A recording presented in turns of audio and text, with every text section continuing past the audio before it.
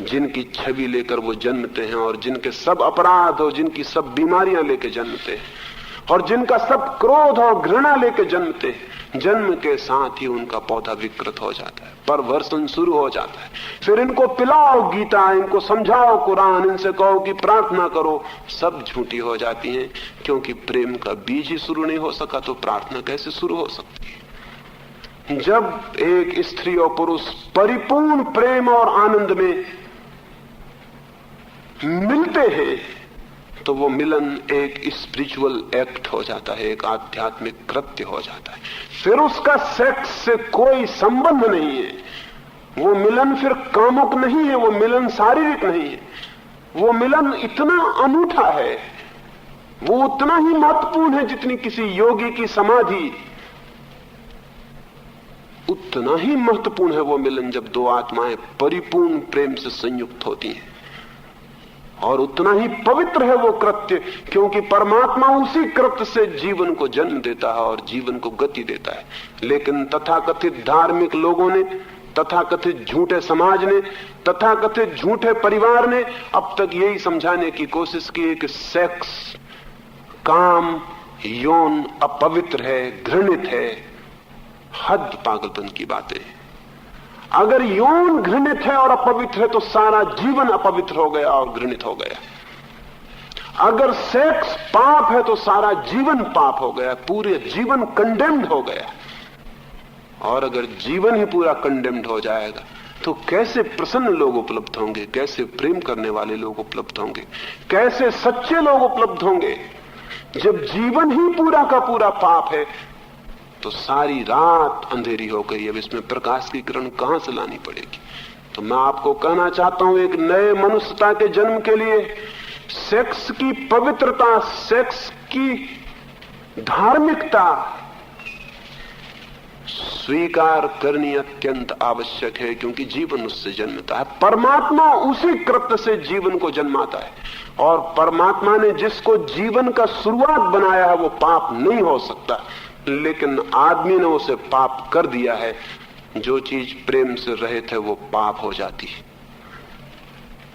जो चीज प्रेम से शून्य है वो पाप हो जाती है। आदमी की जिंदगी में प्रेम नहीं रहा, इसलिए सिर्फ सेक्सुअलिटी रह गई, सिर्फ यौन रह गया। वो यौन पाप हो गया। वो यौन का पाप नहीं है, वो हमारे प्रेम के अभाव का पाप है, और उस पाप से सारा जीवन शुरू होता है। फिर ये बच्चे पैदा होते हैं, फिर ये बच्चे जन्मते हैं। और स्मरण रहे, जो पत्नी अपने पति को प्रेम की है उसके लिए पति परमात्मा हो जाता है। शास्त्रों के समझाने से नहीं होती ये बात। जो पति अपनी पत्नी को प्रेम किया है उसके लिए पत्नी भी परमात्मा हो जाती है, क्योंकि प्रेम किसी को भी परमात्मा बना देता है। जिसकी तरफ मेरी आंखें प्रेम से उठती हैं वही परमात्मा हो जाता है। परमात्मा को कोई और अर्थ नहीं है।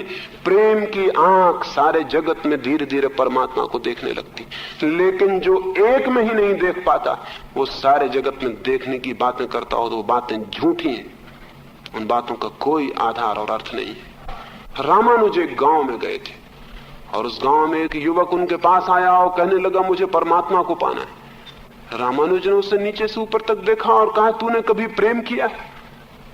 वो युवक कहने लगा प्रेम, ऐसी सांसारिक बातों से मैं हमेशा दूर रहा हूं, मैंने कभी कोई प्रेम नहीं किया, मुझे तो परमात्मा को पाना है। रामानुज ने कहा थोड़ा सोच के देख, कभी किसी को प्रेम किया हो, किसी को भी? उसने कहा आप क्यों प्रेम की बातें कर रहे हैं? मैंने कभी किसी को प्रेम नहीं किया, मुझे तो परमात्मा को पाने का रास्ता बताइए। रामानुज की आंखों में आंसू आ गए और उन्होंने कहा मेरे बेटे तू किसी और के पास जा, मैं तुझे परमात्मा का रास्ता न बता सकूंगा, क्योंकि जिसने कभी एक को भी प्रेम नहीं किया उसके जीवन में परमात्मा की कोई शुरुआत ही नहीं हो सकती। क्योंकि प्रेम के ही क्षण में पहली दफा कोई व्यक्ति परमात्मा हो जाता है।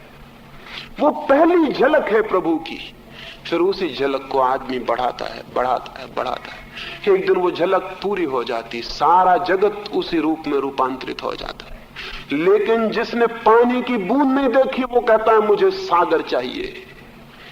वो कहता है पानी की बूंद को मुझसे कोई मतलब नहीं, पानी की बूंद का मैं क्या करूंगा, मुझे तो सागर चाहिए। उससे हम कहेंगे कि तूने पानी की बूंद भी नहीं देखी, पानी की बूंद भी नहीं पा सका और सागर पाने चल पड़ा है, तो तू पागल है। क्योंकि सागर क्या है? पानी की अनंत बूंदों का जोड़ है। परमात्मा क्या है? प्रेम की अनंत बूंदों का जोड़ है। तो प्रेम की एक बूंद अगर निंदित है तो हो गया पूरा परमात्मा निंदित। फिर हमारे झूठे परमात्मा खड़े होंगे, मूर्तियां खड़ी होंगी, पूजा पाठ होगा, सब बकवास होगी, लेकिन हमारे प्राणों का कोई अंतर संबंध उससे नहीं हो सकता। लेकिन और ये भी ध्यान में रख लेना जरूरी है कि जब कोई स्त्री अपने पति को प्रेम करती है, अपने प्रेमी को प्रेम करती है, और प्रेम के कारण उससे बंधती है, समाज के कारण नहीं, उनका विवाह है, उनका सहवास प्रेम से निकलता है, तो ही वो मां बन पाती है। ठीक अर्थों में बच्चे पैदा कर लेने से कोई मां नहीं बनता। मां बनने का अर्थ बच्चे पैदा करना नहीं। बच्चे पैदा कर लेने से कोई मां नहीं बन जाता। मां तो कोई तभी बनती है स्त्री, और पिता तभी कोई पुरुष बनता है जब उन्होंने एक दूसरे को प्रेम किया हो। जब पत्नी अपने पति को प्रेम करती है, अपने प्रेमी को, तो बच्चे उसे अपने पति का पुनर्जन्म मालूम पड़ते हैं। वो रिबर्थ है उसके प्रेमी की। वो फिर वही शक्लें हैं, फिर वही रूप है, फिर वही निर्दोष आंखें हैं। जो उसके पति में छिपा था वो फिर प्रकट हुआ है। उसने अगर अपने पति को प्रेम किया है तो ही वो अपने बच्चों को प्रेम करती। बच्चों को किया गया प्रेम पति को किए गए प्रेम की प्रतिध्वनि है। नहीं तो कोई बच्चों को प्रेम नहीं कर सकता।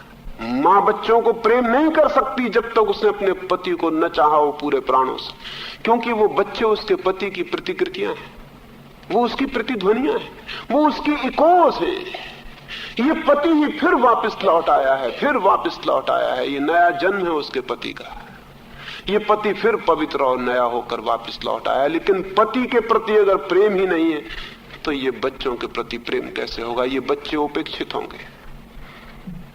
बाप भी तभी कोई बनता है जब वो अपनी पत्नी को इतना प्रेम करता है कि पत्नी में उसे परमात्मा दिखाई पड़ने लगता है। तब बच्चे फिर उसके पत्नी का ही लौटता हुआ रूप है। पत्नी को जब उसने पहली दफा देखा था तब वो जैसी निर्दोष थी, तब जैसी शांत थी, तब जैसी सुंदर थी, तब जैसे उसकी आंखें झील की तरह थी। इन बच्चों में फिर वे आंखें वापस लौट आई हैं। इन बच्चों में फिर वही चेहरा वापस लौट आया है। ये बच्चे फिर उसी छवि को नया करके आ गए हैं। जैसे पिछले बसंत में पौधे खिले थे, पिछले बसंत में पत्ते आए थे पौधों पर, फिर साल बीत गया, पुराने पत्ते गिर गए हैं, फिर नई कोंपने निकल आई, फिर नए पत्तों से वृक्ष भर गए, फिर लौट आया बसंत, फिर सब नया हो गया है। लेकिन जिसने पिछले बसंत को ही प्रेम नहीं किया था वो इस बसंत को कैसे प्रेम कर सकेगा? जीवन निरंतर लौट रहा है, निरंतर जीवन का पुनर्जन्म चल रहा है। रोज नया होता चला जाता है, पुराने पत्ते गिर जाते, नए आ जाते। जीवन की ये सतत सृजनात्मकता, ये क्रिएटिविटी ही तो परमात्मा है, यही तो प्रभु है। जो इसको पहचानेगा वही तो उसे पहचानेगा।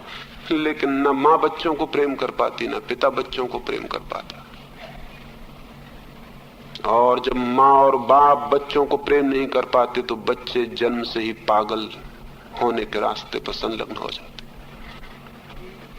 उनको दूध मिलता है, कपड़े मिलते हैं, मकान मिलते हैं, लेकिन प्रेम नहीं मिलता। और प्रेम के बिना उनको परमात्मा नहीं मिल सकता और सब मिल सकता है। अभी रूस का एक वैज्ञानिक बंदरों के ऊपर कुछ प्रयोग करता था। उसने कुछ नकली बंदरियां बनाई, झूठी मदर्स बनाई, नकली बिजली के यंत्र, हाथ पैर उनके बिजली के, तारों का उनका ढांचा। जो बंदर पैदा हुए उनको नकली माताओं के पास, तो नकली माताओं से चिपक गए। वो पहले दिन के बच्चे, उनको कुछ पता नहीं कि कौन असली है कौन नकली।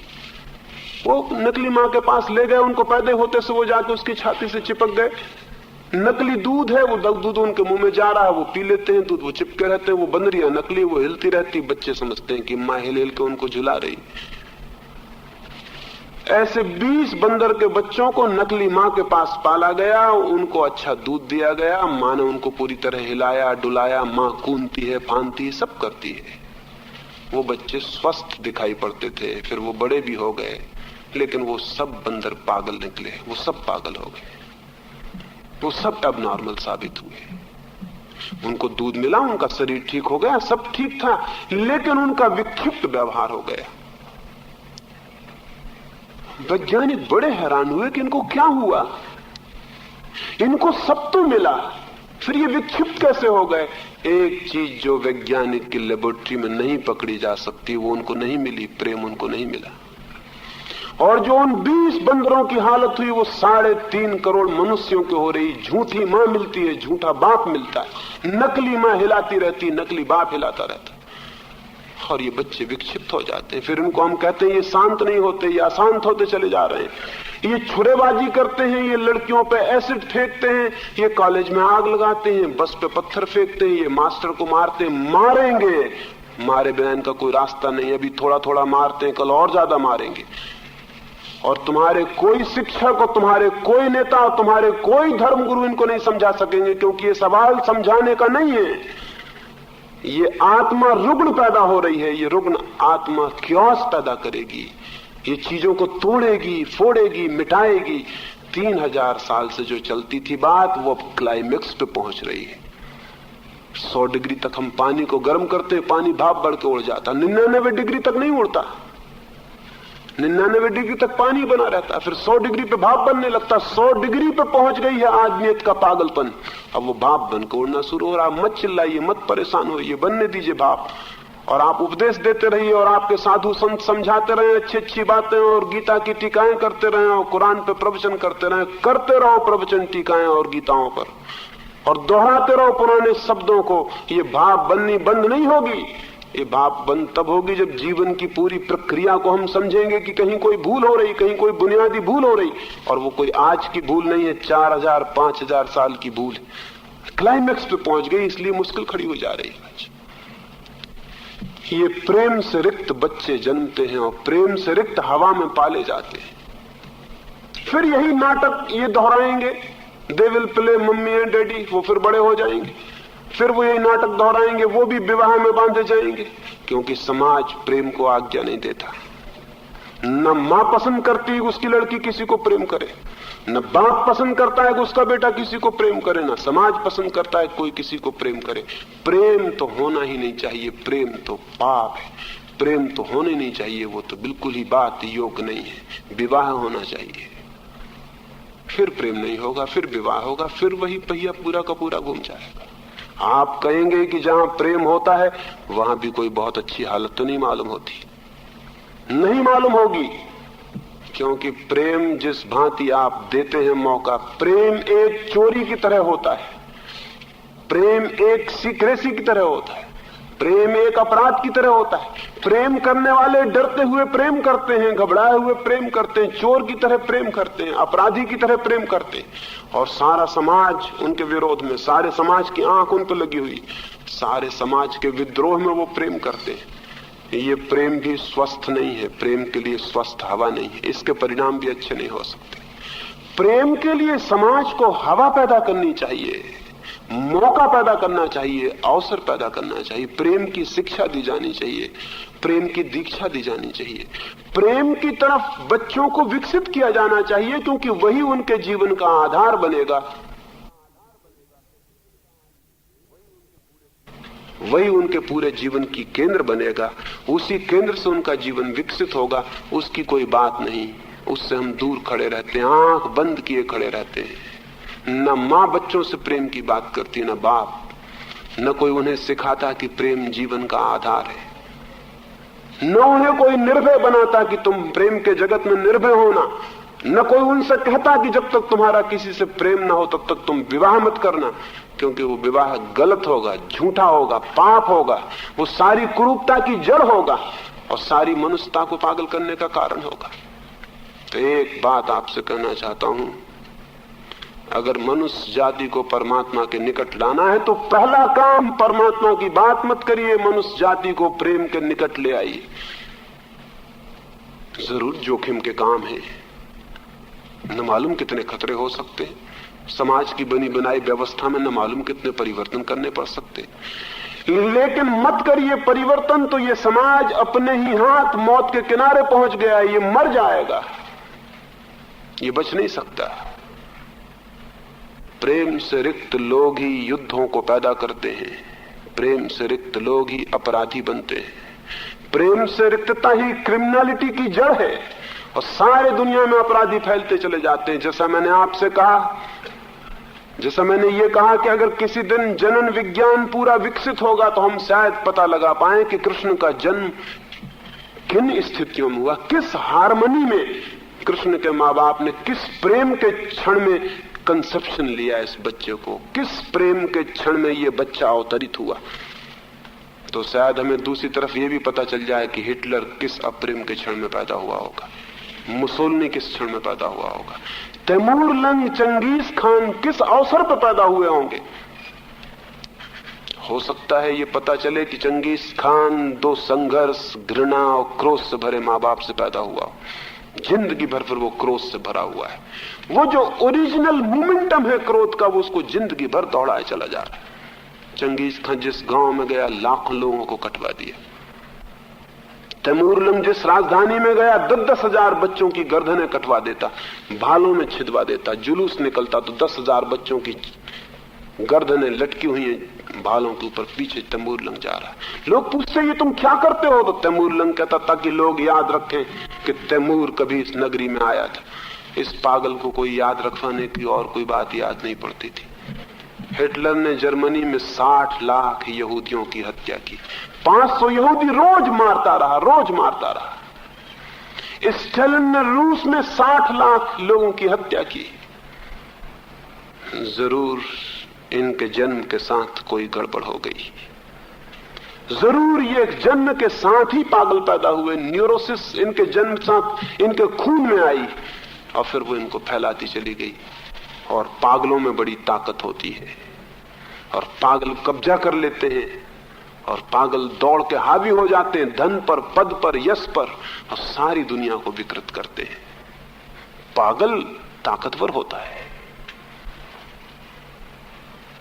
ये जो पागलों ने दुनिया बनाई है, ये दुनिया 34वें महायुद्ध के करीब आ गई। सारी दुनिया मरेगी। पहले महायुद्ध में 3.5 करोड़ लोगों की हत्या की गई, दूसरे महायुद्ध में 7.5 करोड़ लोगों की हत्या की गई।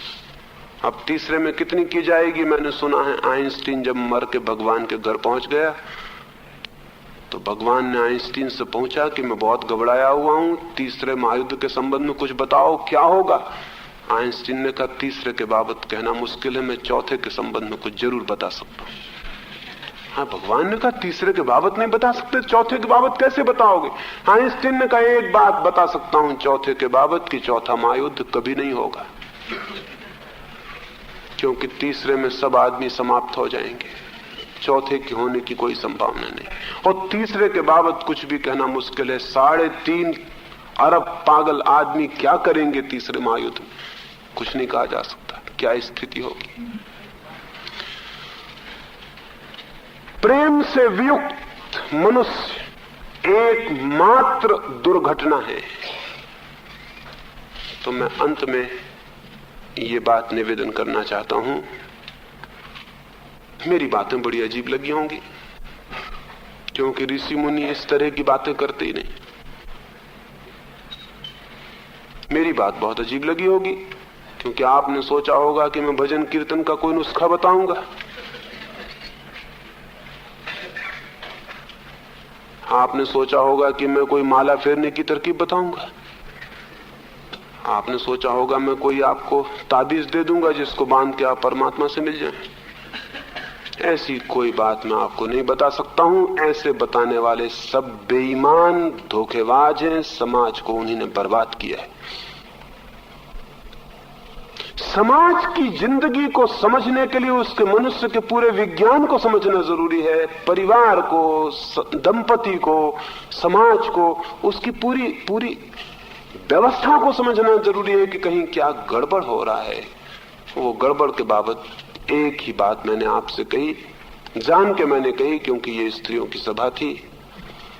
जान के मैंने ये कही क्योंकि स्त्रियां परिवार का, समाज का केंद्र है। उनके हाथ में बड़ी ताकत है, उनके हाथ में पूरी जिंदगी है। वे पत्नियां भी हैं, वे मां भी हैं, वे बहन भी हैं। वे एक बहुत बड़े घेरे पर उनके प्रेम का प्रभाव पड़ेगा।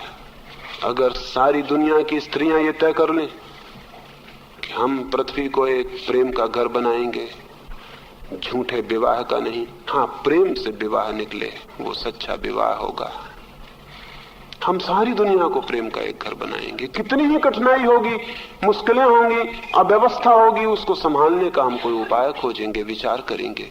लेकिन दुनिया से हम ये अप्रेम का जो जाल है इसको तोड़ देंगे और प्रेम की एक दुनिया बनाएंगे, तो शायद पूरी मनुष्य जाति बच सकती है और स्वस्थ हो सकती है। और मैं आपको ये कहता हूं कि अगर सारे जगत में प्रेम के केंद्र पर परिवार बन जाए तो सुपरमैन की जो कल्पना हजारों वर्षों से रही है आदमी को, महामानव की, वो नीत्शे कल्पना करता है और अरविंद कल्पना करते हैं, वो कल्पना पूरी हो सकती है। लेकिन न तो अरविंद की प्रार्थनाओं से और न नीत्शे के द्वारा पैदा किए गए फैसिज्म से।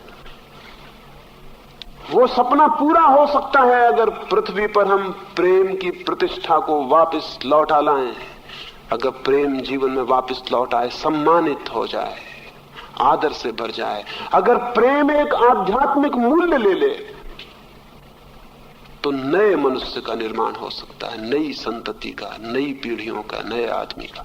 और वो आदमी, वो बच्चा, वो भ्रूण जिसका पहला अणु प्रेम से जन्मे, विश्वास किया जा सकता है, आश्वासन किया जा सकता है कि उसकी अंतिम श्वास परमात्मा में निकलेगी।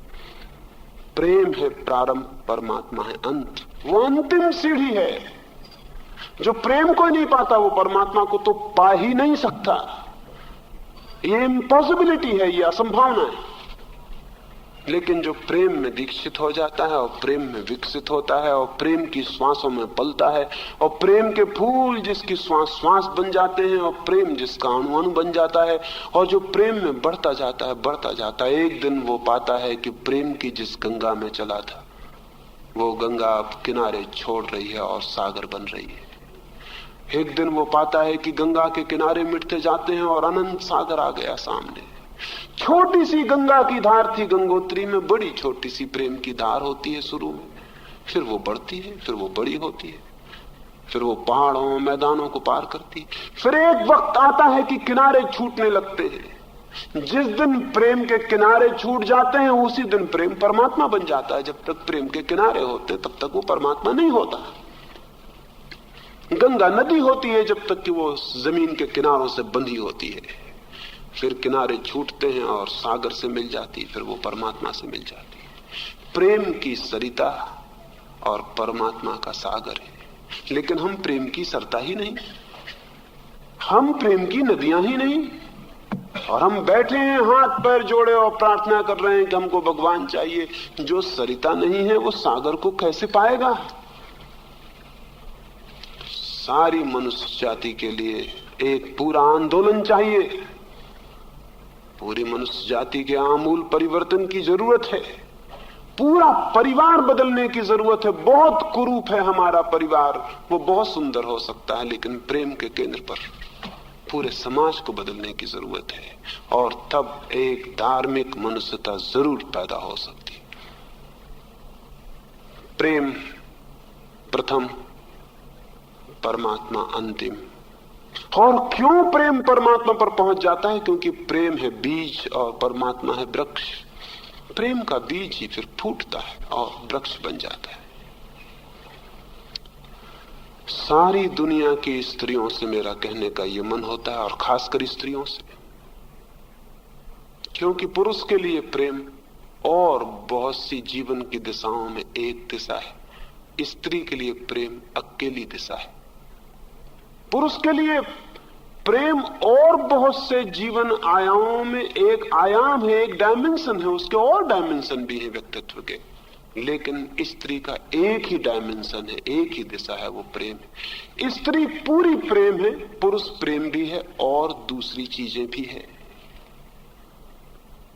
अगर स्त्री का प्रेम विकसित हो और वो समझे प्रेम की कीमिया, प्रेम की केमिस्ट्री, और बच्चों को दीक्षा दे प्रेम की शिक्षा में, और प्रेम के आकाश में उठने के लिए उनके पंखों को मजबूत करे। अभी तो हम काट देते हैं पंख। जमीन पे सर को विवाह की, प्रेम के आकाश में मत उड़ना। जरूर आकाश में उड़ना जोखम का होता है, जमीन पे चलना जोखम का नहीं होता, लेकिन जो जोखम नहीं उठाते वो जमीन पर रेंगने वाले कीड़े हो जाते हैं, और जो जोखम उठाते हैं वो दूर अनंत आकाश में उड़ने वाले बाज पक्षी सिद्ध होते हैं। आदमी रेंगता हुआ कीड़ा हो गया है। कोई भी जोखम मत उठाना, कोई रिस्क नहीं, कोई डेंजर नहीं, कोई खतरा मत उठाना। अपना घर का दरवाजा बंद करो, जमीन पे सरको, आकाश में मत उड़ना।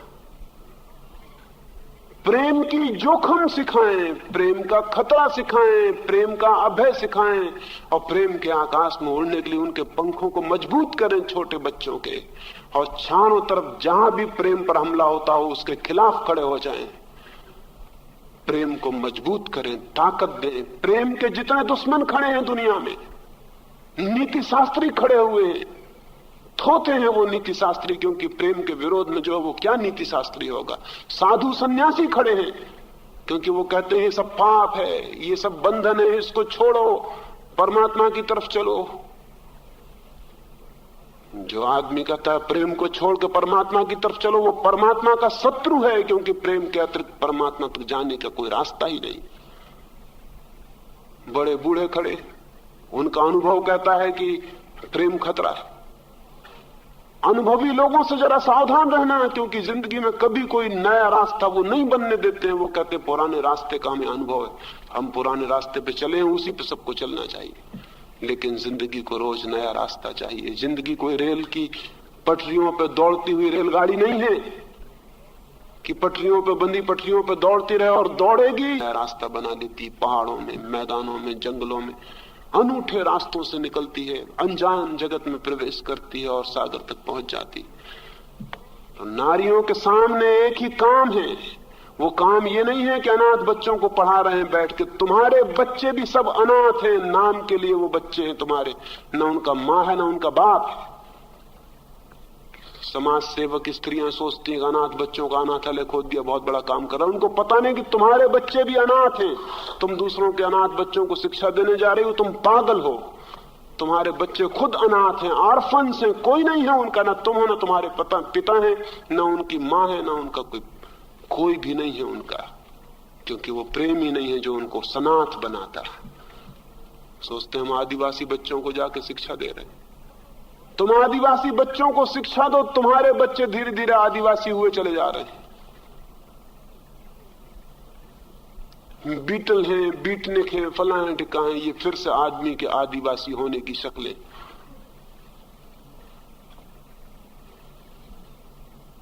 तुम सोचती हो, स्त्रियां सोचती हो कि जाएं और सेवा करें और फलां करें, टिका करें। जिस समाज में प्रेम नहीं है उस समाज में सेवा कैसे हो सकती है? सेवा तो प्रेम की सुगंध है। इसलिए मैं तो एक ही बात आज कहना चाहता हूं, और इस संबंध में बहुत से प्रश्न आपके मन में जरूर उठे होंगे, उठने चाहिए। तो अगर आपने चाहा तो मैं दोबारा आपके सारे प्रश्नों के उत्तर देना चाहूंगा। आज तो सिर्फ एक धक्का आपको दे देना चाहता हूं कि आपके भीतर चिंतन शुरू हो जाए। हो सकता है मेरी बातें आपको बुरी लगे तो बहुत अच्छा है। हो सकता है मेरी बातों से आपको चोट लगे, तिलमिलाहट पैदा हो। भगवान करे जितनी ज्यादा हो जाए उतना अच्छा है, क्योंकि कुछ सोच विचार पैदा होगा। हो सकता है मेरी सब बातें गलत हों, इसलिए मेरी बात मान लेने की कोई भी जरूरत नहीं है। लेकिन मैंने जो कहा उस पर आप सोचना। मैं फिर दोहरा देता हूं, 2-4 सूत्रों में मैंने क्या कहा और अपनी बात पूरी किए देता हूं। आज तक का मनुष्य का समाज प्रेम के केंद्र पर निर्मित नहीं है। इसीलिए विक्षिप्तता है, इसीलिए पागलपन है, इसीलिए युद्ध है, इसलिए आत्महत्याएं हैं, इसीलिए अपराध है। प्रेम की जगह आदमी ने एक झूठा सब्स्टिट्यूट विवाह का इजाद कर लिया है। विवाह के कारण वेश्याएं हैं, गुंडे हैं, विवाह के कारण शराब है, विवाह के कारण बेहोशियां हैं, विवाह के कारण भागे हुए सन्यासी हैं, विवाह के कारण मंदिरों में भजन करने वाले झूठे लोग हैं। और जब तक विवाह है तब तक ये रहेगा। मैं ये नहीं कह रहा हूं कि विवाह मिट जाए, मैं ये कह रहा हूं कि विवाह प्रेम से निकले। विवाह से प्रेम नहीं निकलता है। प्रेम से विवाह निकले तो शुभ है, और विवाह से प्रेम को निकालने की कोशिश की जाए तो यह प्रेम झूठा होगा, क्योंकि जबरदस्ती कभी भी कोई प्रेम नहीं निकाला जा सकता है। प्रेम या तो निकलता है या नहीं निकलता, जबरदस्ती नहीं निकाला जा सकता है। तीसरी बात मैंने ये कही कि जो माँ बाप प्रेम से भरे हुए नहीं हैं, उनके बच्चे जन्म से ही विकृत, परवर्टेड, एबनॉर्मल, रुग्ण और बीमार पैदा होंगे। मैंने ये कहा कि जो माँ बाप, जो पति पत्नी, जो प्रेमी युगल प्रेम के संभोग में लीन नहीं होते हैं, वे केवल उन बच्चों को पैदा करेंगे जो शरीरवादी होंगे, भौतिकवादी होंगे, जिनके जीवन की आंख पदार्थ के ऊपर कभी नहीं उठेगी, जो परमात्मा को देखने के लिए अंधे पैदा होंगे। आध्यात्मिक रूप से अंधे बच्चे हम पैदा कर रहे हैं। मैंने आपसे ये कहा, चौथी बात कि माँ बाप अगर एक दूसरे को प्रेम करते हैं तो ही वो बच्चों के माँ बनेंगे, बाप बनेंगे, क्योंकि बच्चे उनकी ही प्रतिध्वनियां हैं। वे आया हुआ नया बसंत है, वे फिर से जीवन के दरख्त पर लगी हुई कोंपले। लेकिन जिसने पुराने बसंत को प्रेम नहीं किया, वो नए बसंत को कैसे प्रेम करे। और मैंने अंतिम बात आपसे ये कही कि प्रेम शुरुआत है और परमात्मा अंतिम विकास है। प्रेम को जीवन शुरू हो तो परमात्मा पर पूर्ण होता है। प्रेम बीज बने तो परमात्मा अंतिम वृक्ष की छाया बनता है। प्रेम गंगोत्री हो तो परमात्मा का सागर उपलब्ध होता है। इसलिए जिसके मन की भी कामना हो कि परमात्मा तक जाए, वो अपने जीवन को प्रेम के गीत से भर ले, और जिसकी भी आकांक्षा हो कि पूरी मनुष्यता परमात्मा के जीवन से भर जाए, वो सारी मनुष्यता को प्रेम की तरफ ले जाने के मार्ग पर जितनी बाधाएं हैं उनको तोड़े, मिटाए और प्रेम को उन्मुक्त आकाश दे, ताकि एक दिन एक नए मनुष्य का जन्म हो सके। पुराना मनुष्य रुग्ण था, कुरूप था, अशुभ था। पुराने मनुष्य ने अपनी सुसाइड का इंतजाम कर लिया है। वो विश्वघात कर रहा है, सारे जगत में एक साथ आत्मघात कर लेगा।